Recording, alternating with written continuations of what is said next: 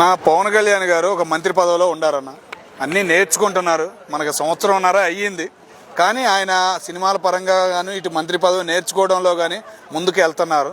అట్లాగే సేవ చేయడం అనే దాన్ని మర్చిపోలేదు.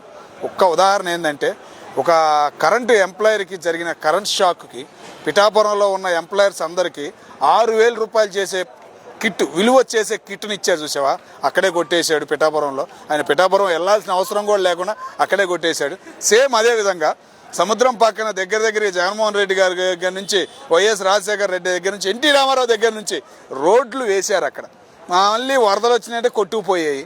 కానీ ఒక కొండరాయి వేసి నువ్వు రోడ్డు వేస్తే ఎంత బలంగా ఉండిద్దని మళ్ళీ ఒక ఉదాహరణ పవన్ కళ్యాణ్ గారు పిఠాపురానికి చూపించాడు. ఈ రెండు చాలా నా పవన్ కళ్యాణ్ గురించి చెప్పుకోవడానికి. అట్లాగే రీసెంట్గా మొన్న ఒక పోలీస్ సభ అది జరిగినాయి, నా ఫోర్ట్స్ గురించి జరిగినాయి, పిల్లలకి బహుమతులు ఇవ్వటం అన్నీ జరిగినాయి. బహుమతులు ఇవ్వటం కామనే, కానీ నా ఊరికి రోడ్డు లేదన్నా అని అడిగిన దానికి మార్నింగే ఈవినింగ్ కల్లా రోడ్డు సెలక్షన్ అయ్యి పడిపోయింది. దగ్గర ఎన్ని 140 కిలోమీటర్ల రోడ్డు అంటే మాటలకు కాదు అది.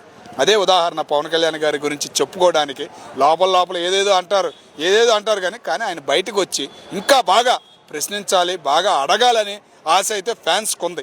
ఎందుకు ఆ మాట అన్నానంటే, ఎలక్షన్ల ముందు ఆయన మాట్లాడిన మాటలు, ఆయన మాట్లాడిన విధానం వేరే అనిపిస్తుంది. ఇప్పుడు కాముగా ఉండేప్పటికీ కొద్దిగా బాధ అనేది ఫ్యాన్స్కి ఉంది.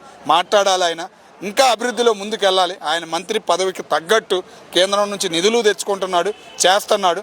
ఇట్లాగే ముందుకు వెళ్ళాలి, ముఖ్యమంత్రికి ఛాన్స్ నాకుంది అనే ఫీలింగ్ జనంలో కలిగించాలని చెప్పేసి నేను కోరుకుంటున్నాను అన్న.